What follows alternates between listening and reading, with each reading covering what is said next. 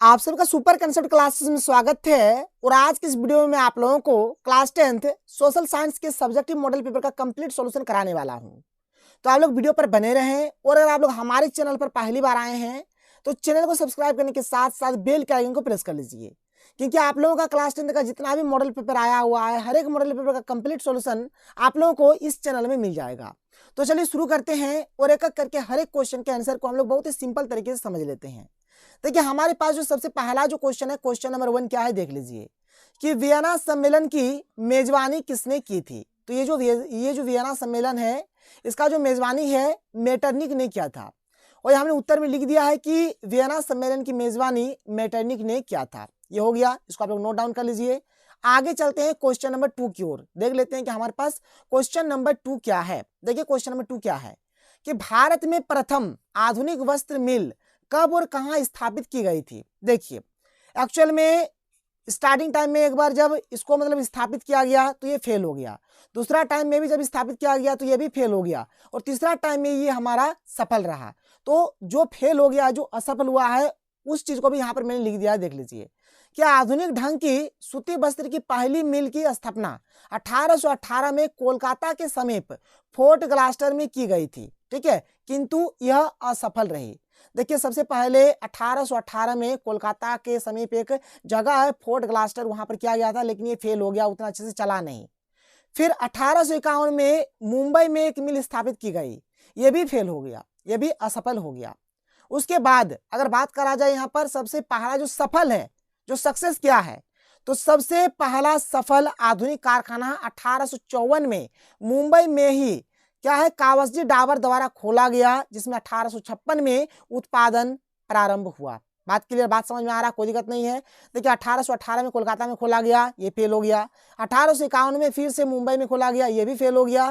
फिर 1854 में फिर से और एक बार मुंबई में खोला गया और ये हमारा सफल हो गया, पास हो गया, मतलब अच्छा खासा चला है ये चीज हो गया, नोट कर लीजिएगा। आगे बढ़ते हैं, क्वेश्चन नंबर 3 देख लीजिए। क्वेश्चन नंबर 3 हमारे पास क्या है, क्वेश्चन नंबर 3 है हमारे पास कि खरीफ फसल किसे कहते हैं। देखिए खरीफ फसल किसको बोलते हैं, तो ऐसा फसल जिन्हें जून जुलाई में बोते हैं और अक्टूबर के आसपास काटते हैं उसे खरीफ फसल कहते हैं, ठीक है। यहाँ पर आप लोग जैसे में लिख सकते हैं, आप चाहे तो लिख लीजिएगा यहाँ पर, जैसे में आप लिख दीजिए यहाँ पर धान, ठीक है, धान या फिर चावल जो भी लिखेंगे, ये जो है ये हमारा क्या है खरीफ फसल है। ये क्या है, एक खरीफ फसल है, क्योंकि जो खरीफ फसल होता है, खरीफ फसल को जून जुलाई में हम लोग बोते हैं और अक्टूबर के आसपास में लगभग इसको काट लेते हैं।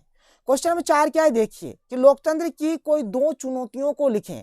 लोकतंत्र का यहाँ पर क्या क्या चुनौती है, ये सब आप यहाँ पर आपको लिखना है। देख लीजिए यहाँ पर लोकतंत्र का क्या क्या चुनौती है। सबसे पहला चुनौती हम लोग देख लेते हैं कि क्षेत्रवाद, भाषावाद, जातिवाद इत्यादि भारतीय लोकतंत्र की प्रमुख चुनौतियां हैं। देखिए भारत देश जो है यहाँ पर कई तरह के लोग रहते हैं, कई भाषाई लोग रहते हैं, मतलब कई तरह तरह की भाषा बोलने वाले लोग रहते हैं, कई प्रकार के धर्म को मानने वाले लोग रहते हैं, ठीक है, जिससे क्या होता है आए दिन क्षेत्र से रिलेटेड, भाषा से रिलेटेड, जाति से रिलेटेड किसी न किसी प्रकार से कोई न कोई भेदभाव विवाद होते रहता है। तो ये पहला चुनौती है, ठीक है। दूसरा क्या है कि विदेशों के साथ संबंध। देखिए जैसे कि हमारा देश भारत है, इसका पाकिस्तान के साथ कैसा संबंध होगा, ठीक है, चीन के साथ कैसा संबंध होगा, तिब्बत का समस्या है, कश्मीर का समस्या है, ये सब भी क्या है बहुत बड़ी चुनौती है। तो विदेशों के साथ संबंध, जैसे कि पाकिस्तान के साथ संबंध, कश्मीर की समस्या, चीन के साथ संबंध, तिब्बत की समस्या, तो ये सब चीज इसमें है हमारा, ठीक है। क्वेश्चन नंबर 5 की ओर चलते हैं, देख लेते हैं क्वेश्चन नंबर 5 हमारे पास क्या है। क्वेश्चन नंबर 5 देखिए क्या है कि समवर्ती सूची के अंतर्गत कौन कौन से विषय आते हैं। देखिए सबसे पहला बात जान लीजिए कि समवर्ती सूची एक्चुअल में होता क्या है। समवर्ती सूची ऐसा सूची है जिसमें केंद्र सरकार और राज्य सरकार दोनों मिलकर कानून बनाते हैं, मतलब केंद्र सरकार और राज्य सरकार दोनों मिलकर इसमें कानून बनाएंगे, उसे बोला जाता है समवर्ती सूची। इसके कुछ मुख्य विषय है, देख लीजिए, जैसे कि शिक्षा हो गया, स्वास्थ्य हो गया, पर्यावरण हो गया, विवाह एवं तलाक हो गया, बिजली हो गया, ये सब के सब हमारे समवर्ती सूची के अंतर्गत आते हैं। क्वेश्चन नंबर 6 की ओर चलते हैं, देख लेते हैं कि क्वेश्चन नंबर 6 हमारे पास क्या है कि मुद्रा को विनिमय का माध्यम क्यों कहा जाता है। तो देखिए मुद्रा की सहायता से वस्तुओं और सेवाओं का क्रय विक्रय कर सकते हैं, इसलिए मुद्रा को विनिमय का माध्यम कहा जाता है। देखिए मुद्रा की सहायता से, मुद्रा की मदद से हम लोग किसी भी वस्तु को या फिर किसी भी सेवा को हम लोग खरीद सकते हैं या फिर बेच सकते हैं, और वो भी बहुत ही आसानी से, इसलिए मुद्रा को हम लोग क्या बोलते हैं, विनिमय का माध्यम कहा जाता है। कोई दिक्कत, कोई प्रॉब्लम नहीं है। क्वेश्चन नंबर 7 देखिए क्या है। क्वेश्चन नंबर 7 हमारे पास यहाँ पर है, विदेशी निवेश से क्या तात्पर्य है, यानी कि विदेशी निवेश मतलब क्या होता है। तो देखिए, भूमि, भवन, मशीन एवं अन्य उपकरणों की खरीद में व्यय की गई मुद्रा को क्या बोला जाता है, निवेश बोला जाता है। और यही निवेश जब बहुराष्ट्रीय कंपनियां करती है तो इसी को बोला जाता है विदेशी निवेश। इसको आप लोग नोट डाउन कर लीजिए, बहुत ही महत्वपूर्ण है। आगे चलते हैं, क्वेश्चन नंबर 8 को देख लेते हैं। देख लीजिए क्वेश्चन नंबर 8 हमारे पास क्या है। क्वेश्चन नंबर 8 है कि असहयोग आंदोलन में भारतीयों द्वारा अपनाए गए विभिन्न तरीकों का उल्लेख करें। इसका उत्तर हो जाएगा कि असहयोग आंदोलन में भारतीयों द्वारा अपनाए गए विभिन्न तरीकों निम्न प्रकार से है। जो तरीके हैं इसको देखिए। पहला क्या है कि गांधी जी का विचार था कि सर्वप्रथम सरकार द्वारा दी गई पदवियों को लौटा दिया जाए, तो इसके बाद सरकारी नौकरियों तथा विदेशी वस्तुओं का बहिष्कार कर दिया जाए। गांधी जी क्या बोल रहे थे कि सबसे पहले हम लोग क्या करेंगे, जो भी हमें पदवी दिया गया है सारे पद को लौटा देंगे, उसके बाद सरकारी नौकरी और विदेशी वस्तुओं का हम लोग क्या करेंगे, बहिष्कार करेंगे। फिर अगला पॉइंट देखिए यहाँ पर क्या है। अगला पॉइंट है कि विद्यार्थियों ने स्कूल कॉलेज छोड़ दिए, शिक्षकों ने त्यागपत्र दे दिया, वकीलों ने मुकदमे लड़ने बंद कर दिए। ये हुआ दूसरा। तीसरा क्या हुआ कि विदेश वस्तुओं का बहिष्कार किया गया, शराब की दुकानों की पिकेटिंग की गई, तब विदेशी कपड़ों की होली जलाई गई।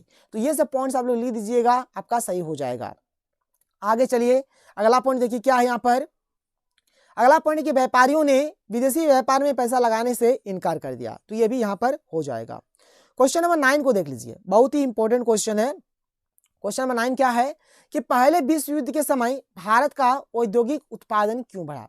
जब पहला विश्व युद्ध चल रहा था, पहला विश्व युद्ध हो रहा था, उस टाइम भारत का औद्योगिक उत्पादन बढ़ गया। क्यों बढ़ा, देखिए इसके कुछ निम्नलिखित कारण है। पहला कारण क्या है कि पहले विश्व युद्ध के दौरान ब्रिटेन की मिलें सेना की जरूरतों का सामान बनाने में व्यस्त हो गई, जिससे ब्रिटेन भारत में अपने माल का निर्यात न कर सका, जिसके कारण भारत में उद्योगों को पनपने का अवसर प्राप्त हो गया।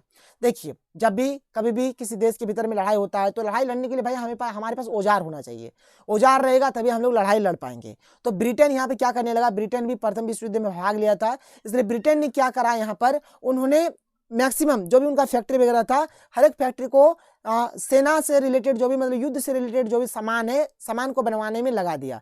जिससे क्या हुआ, ब्रिटेन का सामान हमारा भारत नहीं आया, और भारत के जो उद्योग है ना, वो उनको एक अवसर मिल गया पनपने का, अच्छे तरीके से ऊपर उठने का। ठीक है, बस ये हो गया हमारा इसका पहला कारण। आगे चलिए, दूसरा कारण देख लीजिए। दूसरा कारण देखिए यहाँ पर क्या है, इंग्लैंड के सभी कारखाने निर्यात की विभिन्न चीजों की बजाय सैनिक सामग्री के निर्माण में लग गए। इससे भारतीय उद्योगों को एक विशाल देशी बाजार मिल गया। तीसरा पॉइंट है कि देशी बाजार मिलने के अतिरिक्त भारतीय उद्योगों को सरकार द्वारा फौज की वर्दियां, बूट आदि बनाने का काम मिल गया, जिससे भारतीय उद्योग भी प्रगति करते गए। ठीक है, फिर क्या हुआ, देखिए जब ब्रिटेन खुद संभाल नहीं पाए तब कि उन्होंने क्या किया, भारत का जो भी फैक्ट्री था उस यहाँ पर भी बोला कि तुम लोग भी बनाओ, और यहाँ पर उन लोग भी बनाने लगे। Question number 10 one of the most important question है भूगोल का। नवीकरणीय और अनवीकरणीय संसाधनों में अंतर बताना है। तो चलिए एक एक करके डिस्कस करते हैं। देखिए, कभी भी अगर आपको अंतर बोला जाएगा ना, तो इसी प्रकार से आप लोगों को टेबल बना के ही लिखना है। एक साइड में हमने नवीकरणीय संसाधन लिख दिया है, एक साइड में अनवीकरणीय संसाधन लिख दिया है। पहला पॉइंट क्या है कि नवीकरणीय संसाधन का उपयोग हम कई बार कर सकते हैं, लेकिन अनवीकरणीय जो संसाधन होता है इसका उपयोग हम लोग एक ही बार कर सकते हैं। जैसे कोयला को जला दीजिए, राम नाम सत्य हो गया और कुछ नहीं बचेगा। लेकिन पानी का उपयोग हम लोग बार बार कर सकते हैं। ठीक है, आगे चलिए। यहाँ पर अगला जो पॉइंट यहाँ पर है हमारे पास, अगला पॉइंट क्या है देख सकते हैं कि नवीकरणीय संसाधन कभी न खत्म होने वाले संसाधन है। मतलब नवीकरणीय संसाधन जो नहीं कभी भी समाप्त नहीं होंगे, लेकिन अनवीकरणीय संसाधन क्या होंगे, एक निश्चित समय के पश्चात यानी एक निश्चित समय अंतराल के बाद ये खत्म हो जाएंगे। नवीकरणीय संसाधन का निर्माण तुरंत हो जाता है और अनवीकरणीय संसाधन का निर्माण होने में हजारों वर्ष का समय लगता है। इसका एग्जाम्पल में जल, पेड़ पौधे इत्यादि हो गया, और इसके एग्जाम्पल में खनिज, कोयला, पेट्रोलियम इत्यादि हो गया। नोट कर लीजिए, बहुत ही सिंपल तरीके से यहाँ पर मैंने इसको लिख दिया है। आगे बढ़ते हैं, आगे चलिए। क्वेश्चन नंबर 11 क्या है कि दबाव समूहों की गतिविधियां लोकतांत्रिक सरकार के कामकाज में कैसे उपयोगी होती है। देख लीजिए, दबाव समूह क्या करते हैं, जो भी लोकतांत्रिक सरकार का जो भी मतलब कामकाज होता है उसके ऊपर नजर रखता है। सरकार कुछ भी अगर गलत काम करता है तो ये ऊपर से आवाज उठाते हैं, अनशन करते हैं, जुलूस निकालते हैं, जिससे सरकार अपने सही रास्ते पे आ जाते हैं, सही ट्रैक पे आ जाते हैं। तो इसी चीज को यहाँ पर लिखा गया है, आप लोग देख लीजिए, पॉइंट बाय पॉइंट यहाँ पर लिखा हुआ है। क्या है कि दबाव समूहों की गतिविधियां लोकतांत्रिक सरकार के कामकाज में निम्नलिखित प्रकार से उपयोगी होती है। पहला पॉइंट है कि दबाव समूह सरकार को निरंकुश होने से रोकते हैं और लोकतंत्र को मजबूत करते हैं। देखिए, बहुत जगह पे ऐसा होता है, अगर सरकार के ऊपर दबाव नहीं डाला जाता तो सरकार निरंकुश हो जाता है, ठीक है। तो दबाव समूह क्या करता है, इसके ऊपर दबाव डालता है और उसको निरंकुश होने से रोकते हैं।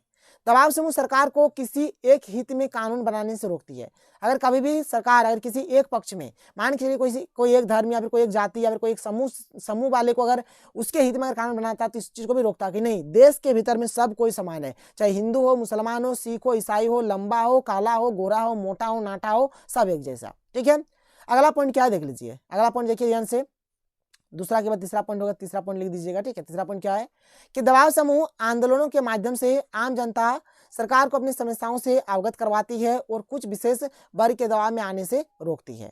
अगला पॉइंट है कि ये समाज के विभिन्न समुदायों में संतुलन बनाए रखते हैं। तो ये सब जो पॉइंट है सर नोट करिए, बहुत ही इंपॉर्टेंट है। आगे चलिए, अगला क्वेश्चन, क्वेश्चन नंबर 12, ये पॉलिटिकल साइंस का एक बहुत ही इंपॉर्टेंट क्वेश्चन है और यहाँ से देखिए दो चीज आप लोगों को पढ़ना है, एक श्रीलंका का जातीय बनावट और एक बेल्जियम का जातीय बनावट, दोनों को कर लीजिएगा। तो श्रीलंका का जातीय बनावट समझिए, क्वेश्चन बोल रहा है कि श्रीलंका के समाज की जातीय बनावट की व्याख्या करें। तो देखिए पहला पॉइंट क्या है कि श्रीलंका क्या है, एक द्वीपीय देश है, यह भारत का पड़ोसी देश भी है। देखिए श्रीलंका क्या है, एक द्वीपीय देश है और यह भारत का पड़ोसी देश भी है। यह तमिलनाडु के दक्षिणी तट से कुछ किलोमीटर की दूरी पर स्थित है। जो हम लोगों का जो तमिलनाडु है, ठीक है, तो तमिलनाडु से कुछ ही किलोमीटर की दूरी पर यह स्थित है। 4 फरवरी 1948 को श्रीलंका एक स्वतंत्र राष्ट्र बना। उस समय श्रीलंका की आबादी लगभग 2 करोड़ थी, यानी अगर बोला जाए तो हरियाणा राज्य का जो आबादी है उसके बराबर। दक्षिणी एशिया के अन्य देशों की तरह श्रीलंका में भी कई जातीय समूह के लोग रहते थे। देख लीजिए किस प्रकार से वहां पर जातीय बनावट था। देश की कुल आबादी का 74% लोग सिंहली थे और वे सिंहली भाषा बोलते थे।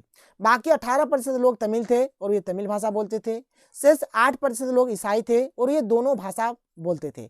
इस पॉइंट को नोट करिए, बहुत ही इंपॉर्टेंट है, ये आपका जातीय बनावट हो गया। अब देखिए यहाँ पर ना जो श्रीलंका में जो 18% तमिल थे ना, इसके भी 2 कैटेगरी थे, 2 वर्ग थे इसके भी।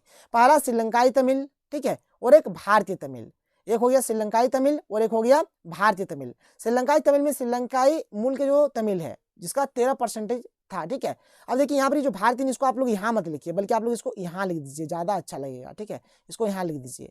तो श्रीलंकाई तमिल, जो श्रीलंकाई मूल के तमिल थे, ये 13%, और जो भारतीय तमिल है जिसको हम हिंदुस्तानी तमिल बोलेंगे, ये 5% था, ठीक है, नोट कर लीजिए। आगे चलिए क्वेश्चन नंबर 13 की ओर बढ़ते हैं, देख लेते हैं क्वेश्चन नंबर 13 हमारे पास क्या है।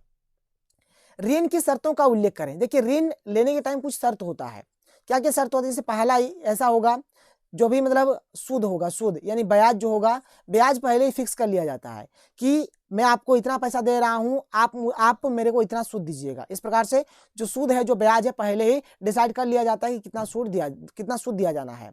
फिर देखिए जब भी कोई भी व्यक्ति किसी को उधार देता है तो बदले में कुछ गिरवी रखता है, तभी उधार मिलता है। तो वही सब चीज को यहाँ पे मैंने पॉइंट बाय पॉइंट लिख दिया। देखिए क्या क्या शर्त है। पहला है कि हर ऋण समझौते में ब्याज दर निश्चित तय कर दी जाती है, जिसे कर्जदार महाजन को मूलधन के साथ लौटाता है। ऋण देते समय उधारदाता कोई सामान गिरवी रखने के लिए मांग कर सकता है। जो उधार देगा वह उधार मतलब जो लेने वाला है उससे कुछ सामान का पहले डिमांड करेगा, बोलेगा कुछ तुम सामान गिरवी यहाँ पर रखो। कर्जदार को ऋण लेते समय बहुत सारे कागजात की जरूरत पड़ती है।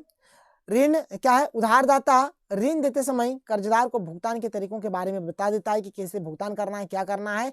अगर तुम इस डेट में या फिर इस टाइम में अगर भुगतान नहीं करोगे तो तुम्हारा जो भी गिरवी वाला सामान है वो नष्ट हो जाएगा, खत्म हो जाएगा, मैं हड़प लूंगा, इस प्रकार से बोल भी देता है। क्वेश्चन नंबर 14 क्या है कि विश्व व्यापार संगठन यानी कि WTO यानी कि वर्ल्ड ट्रेड ऑर्गेनाइजेशन के किन्हीं 3 उद्देश्यों को लिखें। पहला उद्देश्य है कि अंतर्राष्ट्रीय व्यापार को बढ़ावा देना।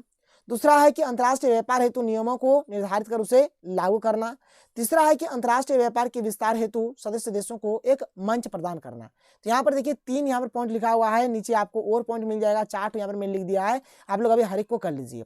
चौथा पॉइंट की अंतर्राष्ट्रीय व्यापार से संबंधित विवादों का समाधान, ठीक है, ये जो भी अंतर्राष्ट्रीय व्यापार से संबंधित जो भी विवाद होता है इसका भी समाधान होता है।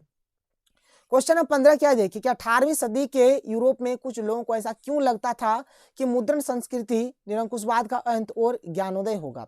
देखिए मुद्रण संस्कृति में एक्चुअल में क्या हुआ, इस टाइम क्या होता है, मतलब एक क्रांति आता है। किस प्रकार का क्रांति, मतलब जितने भी लोग हैं ना उनको पढ़ाई के प्रति रुचि बढ़ जाता है, बहुत ही अधिक मात्रा में किताब वगैरह पढ़ते हैं, जिससे लगता है वहां की जनता को, वहां के लोगों को लगता है कि अब तो निरंकुश ये जो सरकार है, निरंकुशवाद जो है इसका अंत एकदम सामने है, इसका अंत होना एकदम तय है, ठीक है, और यहाँ पर ज्ञान का उदय होगा। किताब पढ़िएगा भाई, ज्ञान का उदय होगा। तो वही सब चीज को यहाँ पर आपको लिख देना है। देख लीजिए यहाँ पर हर एक चीज लिखा हुआ है, आप लोग देख सकते हैं। यहाँ पर आंसर में लिखा हुआ है, आप लोग देख लीजिए क्या है कि 18वीं सदी के यूरोप में निम्नलिखित कारणों से कुछ लोगों को यह लगने लगा था कि मुद्रण संस्कृति से निरंकुशवाद का अंत और ज्ञानोदय होगा। 18वीं सदी के मंच तक यह आम विश्वास बन चुका था कि किताबों के द्वारा ही प्रगति व ज्ञानोदय होता है। अब देखिए यहाँ पर जो कुछ कारण था, एक्चुअल में क्यों हुआ ऐसा, कब लोगों को लगा कि नहीं ऐसा हो सकता है, इसके पीछे कुछ कारण है। एक एक करके कारण को डिस्कस करते हैं। पहला कारण देखिए, पुस्तकों के अधिक छपने तथा सस्ती होने के कारण समाज के हर वर्ग तक पुस्तक पहुंचने लगी। देखिए सबसे पहला क्या हुआ, पुस्तक अधिक मात्रा में छपने लगा, पुस्तक का दाम भी बढ़ा दिया गया, जिससे जो कमजोर वर्ग के लोग हैं वे लोग भी पुस्तक लेने लगे। और जैसे जैसे पुस्तक को पढ़ना स्टार्टिंग किया, उनको लगा कि निरंकुशवाद शासन व्यवस्था को किस प्रकार से हटाना है। बाजार में नए नए विषयों की पुस्तकें आने लगी थी, इससे लोगों की पुस्तकों में रुचि बढ़ने लगी। पुस्तकों में राजशाही और चर्च की आलोचना की जाने लगी। उसमें राजशाही कहाँ पर किस प्रकार से निरंकुशवाद सरकार है, ये सब के बारे में, और चर्च के बारे में वहां पर आलोचना होने लगा। यूरोप के ज्यादातर हिस्सों में साक्षरता बढ़ती जा रही थी। यूरोपीय देशों में साक्षरता और स्कूलों के प्रसार के साथ लोगों में जैसे पढ़ने का जुनून पैदा हो गया था। ठीक है, लोगों को किताबें चाहिए थी, इसलिए मुद्रक ज्यादा से ज्यादा किताबें छापने लगा। मुद्रण संस्कृति के आगमन के बाद आम लोग भी वैज्ञानिक तथा दार्शनिक के विचार अधिक रखने लगे। ठीक है, तो ये सब नोट कर लीजिएगा। क्वेश्चन नंबर 16 की ओर बढ़ते हैं। देख लीजिए क्वेश्चन नंबर 16 हमारे पास क्या है, लोकतांत्रिक किन परिस्थितियों में सामाजिक विविधता को संभालता है और उनके बीच सामंजस्य बैठाता है। देखिए इसका उत्तर क्या है कि विश्व भर में कोई एक ऐसा देश नहीं है जहां धर्म, जाति, भाषा या आर्थिक स्थिति के आधार पर कोई भेदभाव ना हो, परंतु यह केवल लोकतंत्र में ही संभव है कि इस प्रकार की विविधताओं और विभिन्नताओं में आपसी सामंजस्य बिठाया जा सके। तो किस प्रकार से बिठाया जाएगा, पॉइंट बाय पॉइंट हम लोग यहाँ पर डिस्कस करते हैं। देखिए हमारे पास यहाँ पर जो सबसे पहला जो पॉइंट है क्या है, आप लोग देख सकते हैं। पहला पॉइंट है कि लोकतंत्र में सभी को समान अधिकार है, इसमें अमीर और गरीब के वोट का समान मूल्य है, इसमें कोई भेदभाव नहीं है। लोकतंत्र में पुरुष और महिलाओं को बराबर के अधिकार प्रदान किए गए हैं, पुरुषों के समान ही महिलाओं को भी अपना व्यवसाय चुनने का पूरी हक है। ठीक है, जिस प्रकार से पुरुष अपना व्यवसाय चुनते हैं उसी प्रकार से महिला भी अपना व्यवसाय चुन सकती है। लोकतंत्र में अल्पसंख्यक और बहुसंख्यकों का समान महत्व है, दोनों ही एक दूसरे के भावनाओं का आदर और सम्मान करते हैं। अगला पॉइंट है कि सामाजिक समूहों के टकराव को पूरी तरह से समाप्त नहीं किया जा सकता है, परंतु लोकतंत्र के माध्यम से सभी में सामंजस्य स्थापित किया जा सकता है, माने सभी में मेल मिलाप किया जा सकता है। अगला पॉइंट देखिए यहाँ पे क्या है, लोकतंत्र ही यह संभव बनाता है कि किसी भी जाति के लोग, किसी भी धर्म के लोग बसों, रेलगाड़ियों में इकट्ठे सफर कर सकते हैं और होटलों में या किसी भी स्थान पर रुकने में कोई पाबंदी नहीं है। ये कौन डिसाइड करता है, तो ये लोकतंत्र ही डिसाइड करता है। आगे चलिए क्वेश्चन नंबर 17 हम लोग देख लेते हैं। क्वेश्चन नंबर 17 हमारे पास क्या है, देख लीजिए क्वेश्चन नंबर 17 बहुत ही अच्छा क्वेश्चन है। यहाँ पर है कि एक अर्थव्यवस्था में मुद्रा की भूमिका की विवेचना कीजिए। देखिए मुद्रा की क्या क्या विवेचना है, क्या क्या काम है, क्या क्या इसका भूमिका है, क्या क्या रोल है। पहला है कि मुद्रा जो ये आवश्यकताओं के दोहरे सुनने की समस्या को आसानी से सुलझाती है। मुद्रा वस्तु विनिमय की समस्या को दूर करती है, जो वस्तु विनिमय में जो भी कठिनाई होती है, जो भी प्रॉब्लम्स होते हैं, हर एक को ये दूर कर देता है। मुद्रा लेन देन को सुविधाजनक बनाती है, कुछ लेना है या फिर आपको किसी को पैसा देना है तो या इससे क्या होता है, मुद्रा लेन देन की प्रक्रिया को बहुत ही अच्छा बना देता है। मुद्रा की सहायता से ही हम किसी वस्तु को खरीद या बेच सकते हैं। मुद्रा के द्वारा व्यापारिक क्रिया सफलतापूर्वक पूरी की जाती है। मुद्रा की सहायता से एक स्थान से वस्तुओं को खरीद कर दूसरे स्थान पर उसे बेचा जा सकता है। ये सब पॉइंट्स आप लोग लिख दीजिएगा। ऐसे यहाँ पर बहुत सारा पॉइंट है, फिर मैं आपको आगे और बता देता हूँ, देख लीजिए। क्वेश्चन नंबर यहाँ पर 7 कि बजट निर्माण में भी मुद्रा की हम भूमिका होती है, अहम लिख दीजिए। ठीक, अहम भूमिका होती है। कोई बजट कितना बड़ा है, मुद्रा के आधार पर ही उसे मापा जाता है। राष्ट्रीय आय की गणना में मुद्रा की विशेष भूमिका होती है। देश के राष्ट्र की गणना मुद्रा में की जाती है, जो देश के निवासियों का जीवन स्तर को दर्शाती है। ठीक है, फिर आगे देखिए क्या है, इस प्रकार किसी देश की अर्थव्यवस्था में मुद्रा की बहुत ही अहम भूमिका होती है। आगे देखिए जल दुर्लभता। जल दुर्लभता किसको बोलते हैं और जल संरक्षण कैसे किया जा सकता है। तो सबसे पहले बात करते हैं जल दुर्लभता। देखिए दिन प्रतिदिन क्या हो रहा है कि जो हमारा भूमजल स्तर है ये धीरे धीरे नीचे जा रहा है, इसी को जल दुर्लभता बोला जाता है। देखिए यहाँ पर लिखा हुआ है कि हम जानते हैं कि, ठीक है, यहाँ पर हम जानते हैं कि क्या है, आप लोग देख लीजिए कि हम जानते हैं कि जल एक ऐसे संसाधन है जो कभी समाप्त नहीं होगा, परंतु जल के असमान वितरण, अर्थात कहीं पर जल अधिक है तो कहीं पर जल कम है। जल की अत्यधिक मांग एवं जल के गलत उपयोग के कारण जल स्तर लगातार नीचे जा रहा है, तो जल की कमी हो रही है। जल की कमी की इस समस्या को क्या बोला जाता है? जल दुर्लभता बोला जाता है। यानी जो भूमिजल स्तर ये धीरे धीरे नीचे जा रहा है, इसलिए हम लोग इसको क्या बोलेंगे? इसीलिए इसको बोला जाएगा जल दुर्लभता। अब देखिए जल को संरक्षण करने के लिए कुछ उपाय यहाँ पर है। पहला क्या है कि वर्षा जल संग्रहण कर सकते हैं। दूसरा है कि अधिक से अधिक पेड़ पौधा लगाकर भी करा जा सकता है। नदियों पर डैम बनाकर यानी कि बांध बनाकर, जल को प्रदूषण से बचाकर, खेतों में सिंचाई के लिए नई तकनीकी अपनाकर, पेड़ पौधों की कटाई पर रोक लगाकर, साथ में बिना मतलब के नल को खुला न छोड़कर। ठीक है, मतलब बिना मतलब के नल को खुला भी नहीं छोड़ना चाहिए। ये सब हो गया। क्वेश्चन नंबर 19 जो कि हमारा सब्जेक्टिव का लास्ट क्वेश्चन है और ये मानचित्र वाला है। मानचित्र में देखिए 1 2 3 4 5 दिया है, जहां पर आपको हजारीबाग, अजमेर, लोअर अयस्क क्षेत्र, ठीक है, विशाखापट्टनम और मंगलुरु भरना है। देख लीजिए यहाँ पर मानचित्र दिया गया है, आप लोग देख सकते हैं यहाँ पर, और यहाँ पर 5 जगह यहाँ पर हमें दिया गया, आप लोग देख लीजिए। ये पहला जगह यहाँ पर भरना है, दूसरा जगह, तीसरा जगह, चौथा जगह, पांचवा जगह। एक एक करके आपको नाम लिखना है। कहाँ पर कौन सा नाम लिखेगा यहाँ पर मैं आपको बता देता हूँ, देख लीजिए। ठीक है, ये जो 1 नंबर वाला है ये आपका अजमेर है जो कि राजस्थान में है। दूसरा वाला है हजारीबाग जो कि झारखंड में है। तीसरा वाला है लोअर अयस्क क्षेत्र जो कि उड़ीसा में है। चौथा है हमारा विशाखापट्टनम, ठीक है, जो कि ये भी आंध्र प्रदेश में है। और पांचवा है मंगलुरु जो कि कर्नाटक में है। तो यहाँ पर आप लोग आसानी से ये जो 1 2 3 4 5 दिया है इसको आप लोग भर सकते हैं और यहाँ से आप लोग आसानी से नंबर उठा सकते हैं। तो ये रहा हमारा आज का वीडियो। तो चलिए हम लोग मिलते हैं अगले वीडियो में। थैंक यू, जय हिंद।